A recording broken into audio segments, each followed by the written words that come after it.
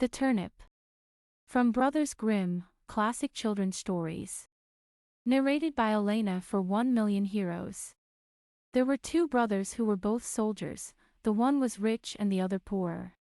The poor man thought he would try to better himself, so, pulling off his red coat, he became a gardener, and dug his ground well, and sowed turnips. When the seed came up, there was one plant bigger than all the rest, and it kept getting larger and larger, and seemed as if it would never cease growing, so that it might have been called the Prince of Turnips, for there never was such a one seen before, and never will again. At last it was so big that it filled a cart, and 2 oxen could hardly draw it, and the gardener knew not what in the world to do with it, nor whether it would be a blessing or a curse to him. One day he said to himself, "What shall I do with it? If I sell it, it will bring no more than another, and for eating, the little turnips are better than this. The best thing perhaps is to carry it and give it to the king as a mark of respect." Then he yoked his oxen, and drew the turnip to the court, and gave it to the king. "What a wonderful thing," said the king. "I have seen many strange things, but such a monster as this I never saw. Where did you get the seed? Or is it only your good luck? If so, you are a true child of fortune." "Ah, no," answered the gardener, "I am no child of fortune. I am a poor soldier, who never could get enough to live upon, so I laid aside my red coat, and set to work, tilling the ground. I have a brother who is rich, and your majesty knows him well, and all the world knows him, but because I am poor, everybody forgets me." The king then took pity on him, and said, "You shall be poor no longer. I will give you so much that you shall be even richer than your brother." Then he gave him gold and lands and flocks, and made him so rich that his brother's fortune could not at all be compared with his.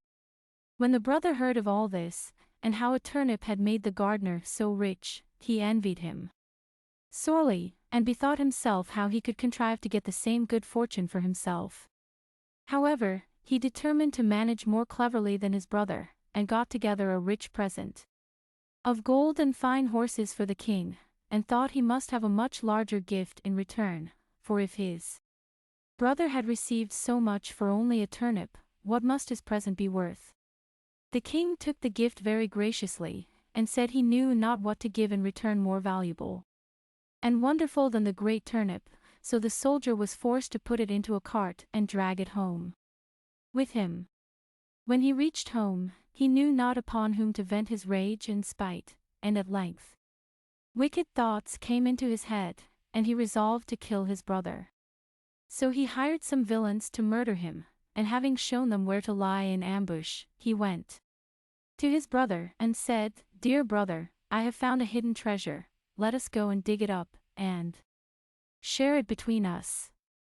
The other had no suspicions of his roguery, so they went out together, and as they were traveling along, the murderers rushed out upon him, bound him, and were going to hang him on a tree. But whilst they were getting all ready, they heard the trampling of a horse at a distance, which so frightened them that they pushed their prisoner neck and shoulders together into a sack, and swung him up by a cord to the tree, where they left him dangling, and ran away. Meantime he worked and worked away, till he made a hole large enough to put out his head. When the horseman came up, he proved to be a student, a merry fellow, who was journeying along on his nag, and singing as he went. As soon as the man in the sack saw him passing under the tree, he cried out, "Good morning. Good morning to thee, my friend."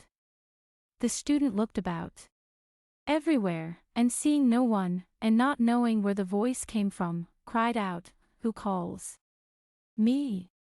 Then the man in the tree answered, "Lift up thine eyes, for behold here I sit in the sack of wisdom. Here have I, in a short time, learned great and wondrous things. Compared to this seat, all the learning of the schools is as empty air. A little longer, and I shall know all that man can know, and shall come forth wiser than the wisest of mankind.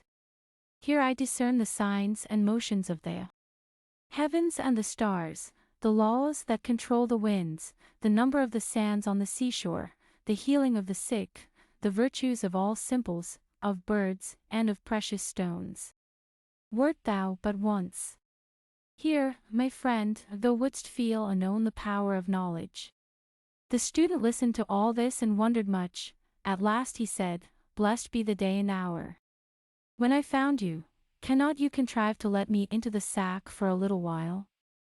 Then the other answered, as if very unwillingly, A little space I may allow thee to sit here, if thou wilt reward me well and entreat me kindly, but thou must tarry yet an hour below, till I have learnt some little matters that are yet unknown to me. So the student sat himself down and waited a while, but the time hung heavy upon him, and he begged earnestly that he might ascend forthwith, for his thirst for knowledge was great. Then the other pretended to give way, and said, Thou must let the sack of wisdom descend, by untying yonder cord, and then thou shalt enter. So the student let him down, opened the sack, and set him free. Now then, cried he, let me ascend quickly. As he began to put himself into the sack heels.